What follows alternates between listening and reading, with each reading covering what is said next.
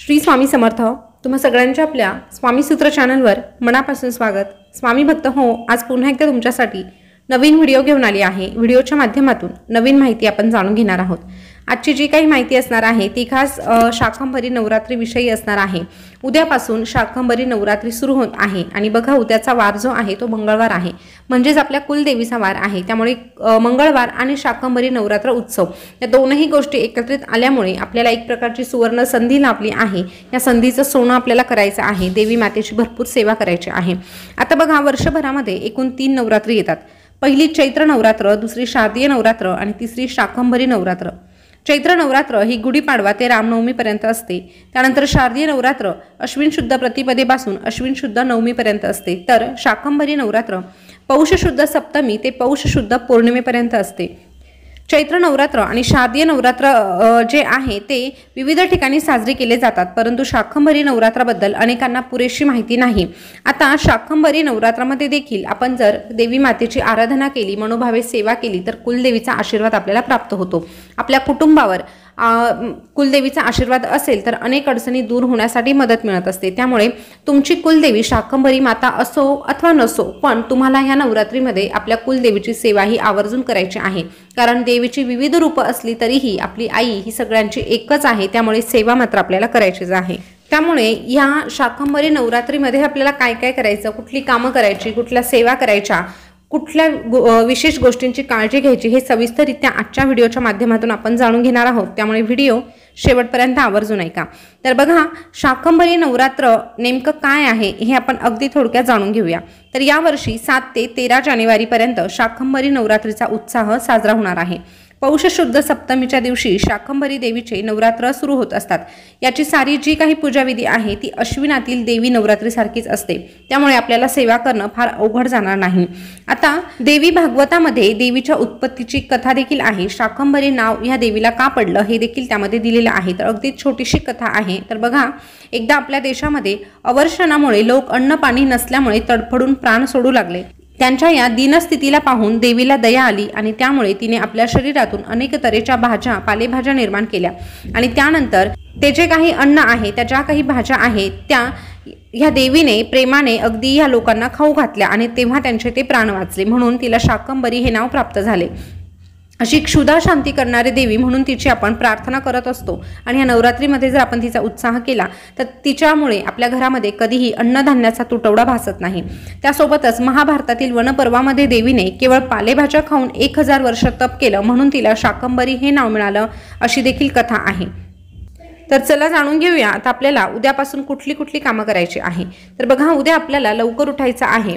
उठल्यानंतर सर्वप्रथम अंघोळ वगैरे झाल्यानंतर आपल्या घराची शुद्धी करायची आहे। घराची शुद्धी म्हणजे काय, तर आपल्या घरामध्ये थोडंसं गोमूत्र किंवा हळदीचं पाणी घेऊन, गुलाबजल घेऊन सगळीकडे थोडं थोडं शिंपडायचं आहे।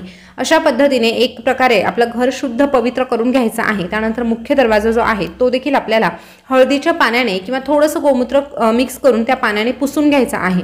पुसल्यानंतर उंबरठा देखील स्वच्छ करायचा। अंगण असेल तर त्या ठिकाणी देखील हळदीचं किंवा गोमूत्र घालून पाणी शिंपडायचं।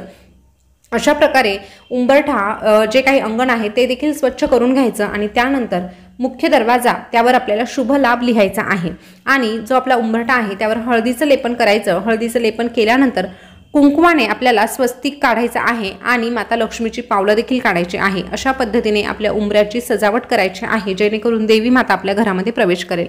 ते झाल्यानंतर मुख्य दरवाजावर एक छोटासा दिवा देखील आपल्याला लावायचा आहे।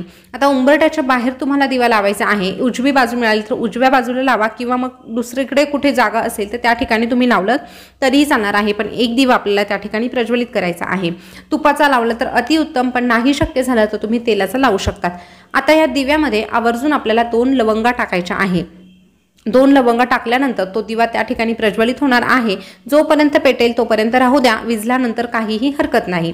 आता आपल्या घरामध्ये आल्यानंतर आपल्या घरामधली जी तुळस आहे, बघा प्रत्येकाच्या अंगणामध्ये प्रत्येकाच्या घरामध्ये तुळस ही असतेच आणि असायलाच हवी।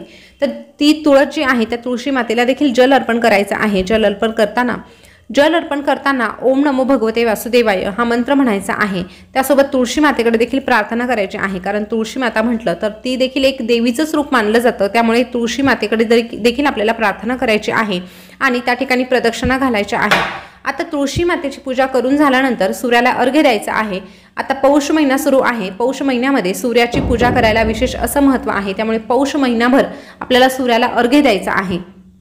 सूर्याला अर्घ्य देताना त्यामध्ये थोडंसं कुंकू मिक्स करायचं, अक्षता टाकायच्या, एखादं फूल असेल लाल रंगाचं तर ते फूल टाकायचं आणि सूर्याला अर्घ्य द्यायचं।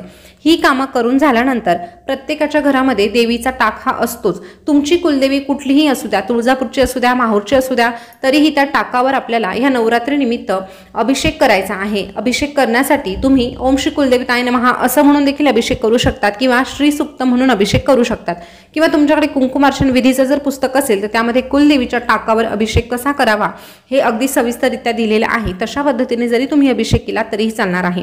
अभिषेकासाठी तुम्ही पंचामृत वापरू शकतात, नसेल तर तुम्ही साधं दूध किंवा पाणी वापरलं तरीही चालणार आहे, पण टाकावर आपल्याला अभिषेक ह्या 9 दिवसांमध्ये करायचाच आहे दररोज।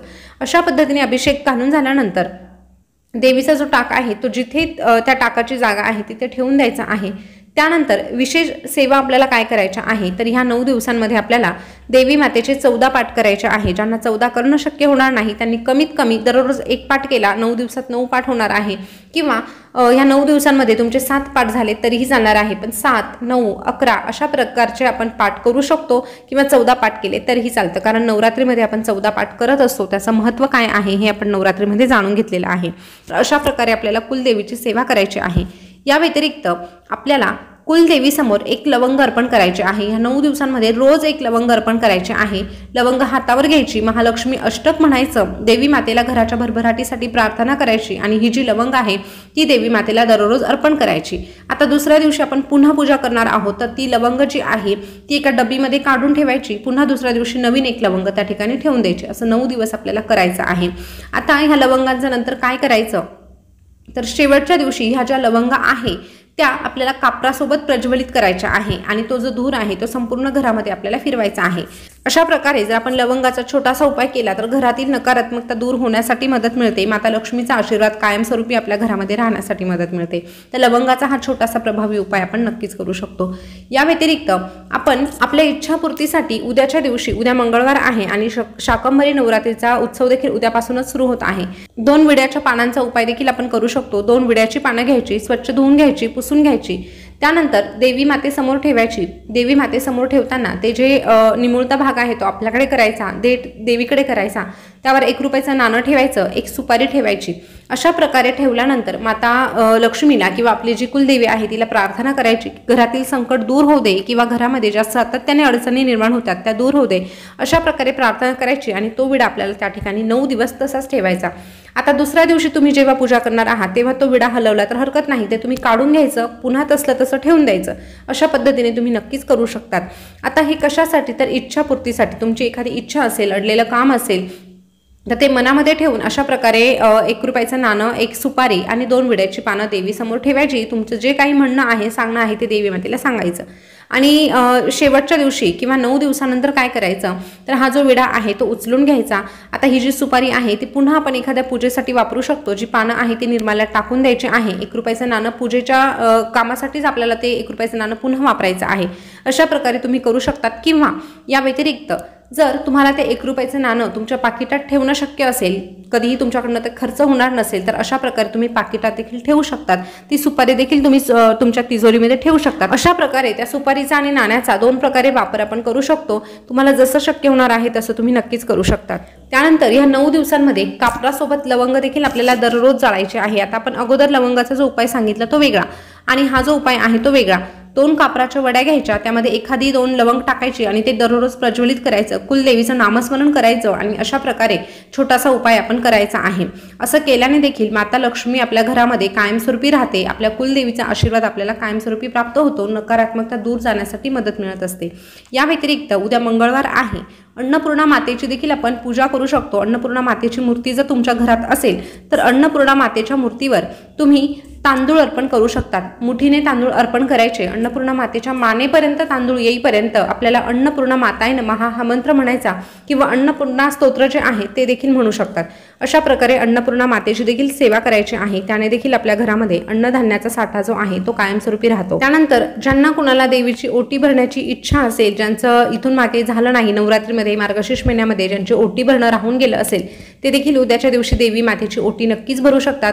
ओटी म्हटलं तर फक्त साडी असेल तरच ओटी भरली जाते असं काहीही नाही। आपल्या आर्थिक क्षमतेनुसार आपण ओटी भरू शकतो। फक्त खणा नारळाने ओटी भरली तरीही चालतं किंवा फक्त श्रीफळ अर्पण केलं, त्यावर 10-11 रुपये दक्षिणा ठेवली तरीही चालतं। पण अशा पद्धतीचा देवीचा जो मान सन्मान आहे यथाशक्ती आपल्याला करायचा आहे।